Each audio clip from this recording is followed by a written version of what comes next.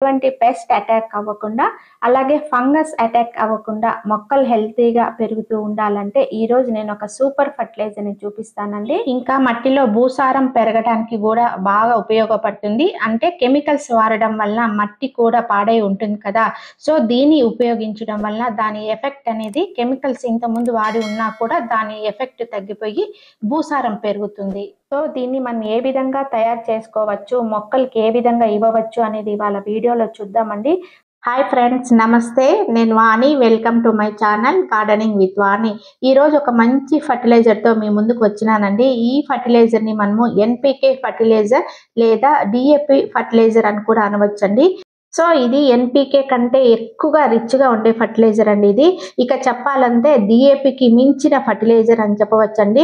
So దీన్ని మనము ఏ విధంగా తయారు చేసుకోవచ్చు, అలాగే మొక్కలకి ఏ విధంగా ఇవ్వవచ్చు అనేది ఇవాళ వీడియోలో చూద్దామండి. సో ఇది ఇవ్వడం ద్వారా మొక్కలలో వచ్చే పెస్ట్ ని కూడా మనము కంట్రోల్ చేయడానికి వీలు అవుతుందండి. నెలకు ఒకసారి కానీ 20 రోజులకు ఒకసారి ఇలా మనము మంచి ఫుడ్ మొక్కలకి ఇవ్వడం వల్ల మొక్కలు కూడా మంచి భోజనం చేసినట్లు ఫీల్ అవుతాయండి. ముఖ్యంగా రెయినీ సీజన్ లో మాత్రం కంపల్సరిగా ఇది ఇవ్వాలండి. ఎందుకంటే వర్షాలు అధికము అవడం వలన మొక్కల్లో పెస్ట్ అనేది వస్తూ ఉంటుందండి.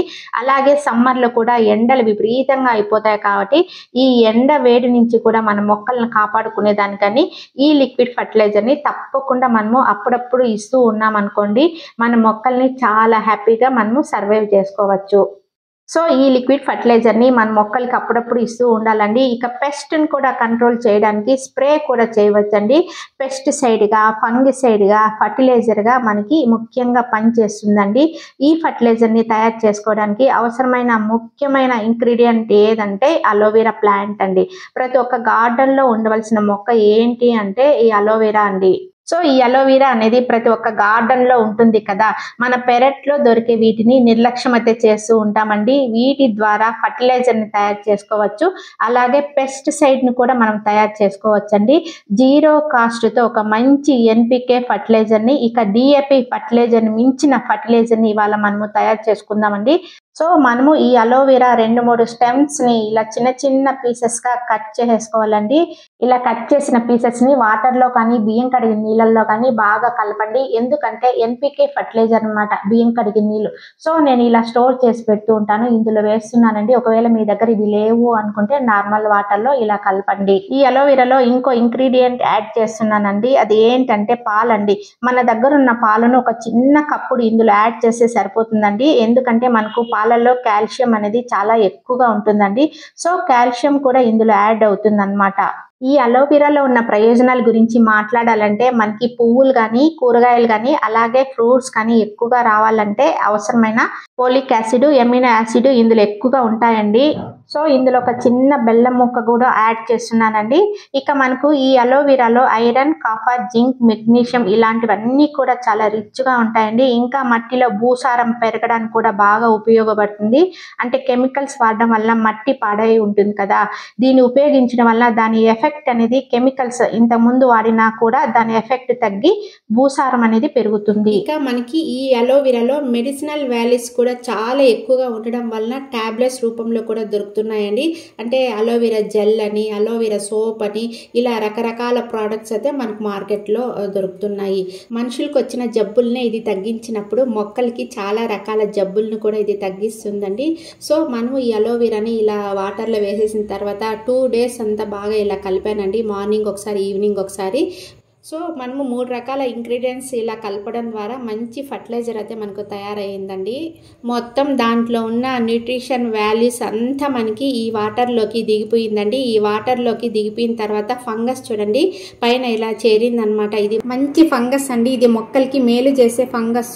ఇది ఏదో బ్యాడ్ ఫంగస్ అని అనుకోకండి. ఈ విధంగా తయారైన దీన్ని ఇప్పుడు నేను ఇలా వడగట్టేసి ఈ ఫర్టిలైజర్ అయితే తయారు చేసేసాను. ఇక దీన్ని ఫిల్టర్ చేసుకోండి. ఆల్రెడీ మనము చిన్న చిన్న ముక్కలుగా కట్ చేసి వేసాం కదా, సో ఫిల్టర్ చేసుకోవడం ద్వారా అవన్నీ కూడా మనకి ఇక్కడ ఫిల్టర్ అయిపోతాయండి. ఇక మనం స్ప్రే చేయడానికి కూడా చాలా బాగా పనిచేస్తుంది. ఈ పీసెస్ అన్ని అలాగే ఉంటే చేయడానికి పనికిరాదు కదా, డైరెక్ట్గా ఇవ్వడం వల్ల సో ఫిల్టర్ చేయడం వల్ల మొక్కలకి చాలా ఈజీగా మనం ఇలా చేయవచ్చు అనమాట. సో ఇలా తయారైన ఈ లిక్విడ్ ఫర్టిలైజర్కి కాన్సన్ట్రేషన్ చాలా ఎక్కువగా ఉంటుందండి. సగం పైన నేను ఇలా బాటిల్లో వేసి నేను స్టోర్ చేస్తున్నానండి.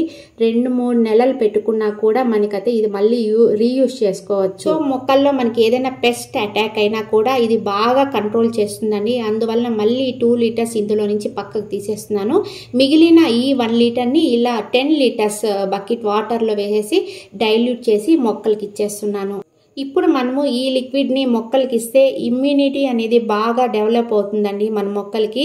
చూస్తున్నారు కదా, ఆకులన్నీ కూడా మొక్కల్లో రాలిపోతున్నాయి. సమ్మర్ అయితే స్టార్ట్ అయిపోయింది కదండి. ప్లాంట్స్కి ఉన్న ఆకులన్నీ కూడా ఎల్లోయిష్గా అయిపోవడమే కాకుండా 90% ఆకులు కూడా రాలిపోవడం జరుగుతూ ఉందండి.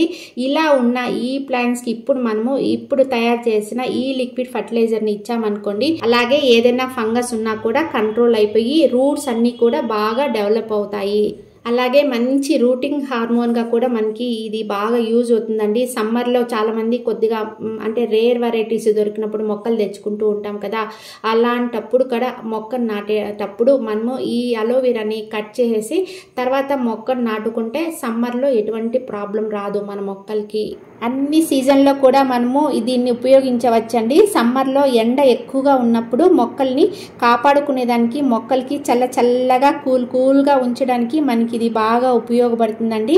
అలాగే రెయినీ సీజన్లో మట్టిలో ఫంగస్ చేరి వేరు పురుగులు రాకుండా మనకి ఇది కాపాడుతుంది. దీన్ని తరచుగా ఇవ్వడం వలన పోషకాలు ఏవైతే లోపం ఉన్నా అవన్నీ కూడా మనకి కంట్రోల్ అయిపోతాయండి. అలాగే మిల్లీ బగ్స్, పేను బంక ఇలా సమస్యలు అయితే చాలా వరకు మన గార్డెన్లో ఉంటాయి కదండి. ఈ జెల్ని కూడా నేను స్ప్రే చేస్తున్నానండి. దీన్ని ఎంత రేషియోలో చేస్తున్నానంటే 1:20 రేషియోలో ఈ ఫర్టిలైజర్ని బాగా ఇలా డైల్యూట్ చేసేసి స్ప్రే చేస్తున్నాను. మన మొక్కలు చాలా రకాల ప్రాబ్లమ్స్ని ఫేస్ చేస్తూ ఉంటాయి. సో ఆ ప్రాబ్లమ్స్ నుంచి మొక్కలను కాపాడుకోవడానికి మొక్కల పైన ఇలా బాగా తప్పకుండా ఆకులు తడిచేటట్లు పైన కింద బాగా ఇలా స్ప్రే చేసేయాలన్నమాట.